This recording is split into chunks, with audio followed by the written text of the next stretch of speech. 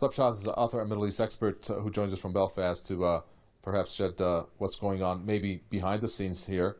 Well, Saab Shaath, enlighten us. I mean, this is what the news says, but what is really going on here? It sounds like there's going to be a no-fly zone established in Syria, something that the Turkish Prime Minister and now President had always wanted. Yeah, it is the news of the northern area and the interest of Erdogan to create a buffer zone in the north of Syria. It was long before the Obama administration and his Western allies took a decision in Wales to attack their creature ISIL. So that is another goal of this war. To allow the Turkish to create their northern region in Syria, and the Israelis to carve with the Nusra Front and the Daesh or ISIL as well in the south of Syria, an area around the Golan Heights.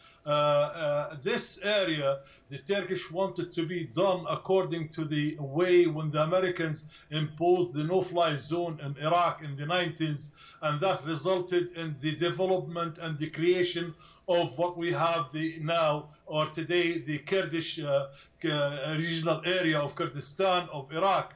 But the aims of Turkey is to annex the area in the future and to take part of Mosul and wealthy oil areas of the north of Iraq and north of Syria to be annexed to Turkey, and as well to use it as a buffer zone in the future against the Kurdish Workers' Party, the PKK, which is classified as a terrorist organization by Turkey and the United States of America. They do want to see the Kurdish are influxing in Turkey and those people becoming like blood supply for the PKK and this area, so they can leave and put a lot of the Kurdish population, Syrian ones, in it, and to smother any future development of any Kurdistan region which will not be under the control and obey the Turkish government's order.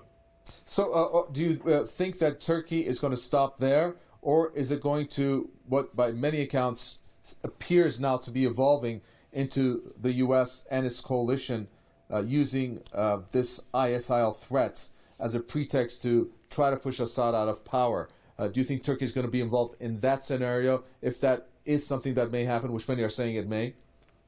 I appreciate your question, but Turkey is from the very beginning are involved in this. Turkey supplied, trained, opened the borders for ISIL. Turkey organized them, Turkey fund them, Turkey find resources for them and sell their oil. So Turkey is the godfather, let me know, of ISIL. But it doesn't appear this way, as they didn't join the Western attacks because as part of NATO, maybe the orders will reach them from NATO when they have to move on. But at the same time, Turkey playing a different side in here.